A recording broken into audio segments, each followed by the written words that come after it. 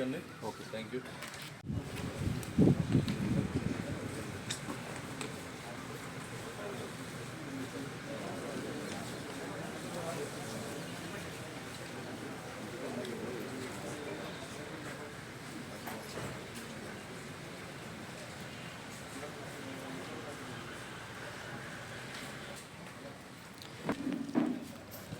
సరే sir.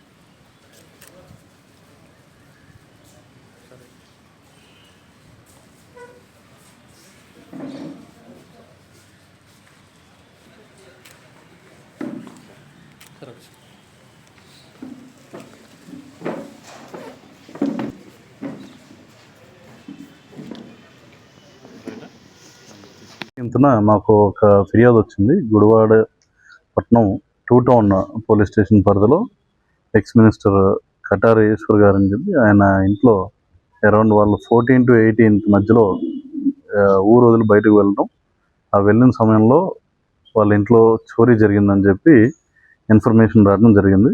And దాని బేస్డ్గా 18న case నమోదు చేసి 2 టౌన్ ఇన్స్పెక్టర్ హనీష్ ఇంకా వారి సిబ్బంది దీని మీద దర్యాప్తు ప్రారంభించారు. ముఖ్యంగా దీంట్లో ఏంటంటే సంఘటనా స్థలంలో ఎటువంటి మనకి ఫిజికల్ ఎవిడెన్స్ దొరకకపోయినా సరే దీన్ని టెక్నికల్ ఎవిడెన్స్ సహాయంతో around approximately 5 kilos hard silver వరకు ఇక్కడ పోయిందాన్ని రికవరీ చేయడం జరిగింది. దీనిలో ఏంటంటే దొడ్లోజీ బాబు అలియాస్ రవి అనే అతను లారీ క్లీనర్గా పనిచేస్తుంటాడు. ఇతను ఎక్కువ ఈ వ్యసనాలకు జలసాలకు అలవాటు పడిపోయి ఈ డబ్బులు సంపాదించాలనే ఉద్దేశంతో దొంగతనం వైపుకి రావడం జరిగింది.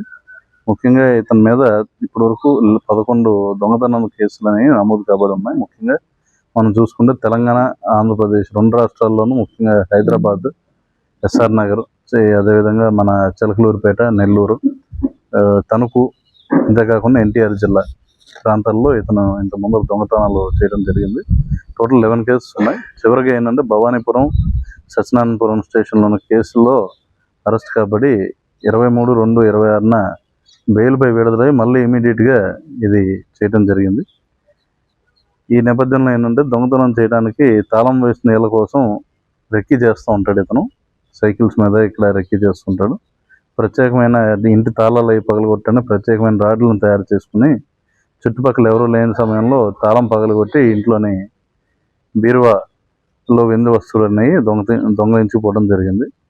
అయితే ఏంటంటే ఇతనికి సహకరించిన 2 లేడీస్ కూడా ఉన్నారు. ఆ మహిళా ముద్దాయిలను కూడా ఇతనితో పాటు రిమాండ్కి పంపించడం జరుగుతుంది.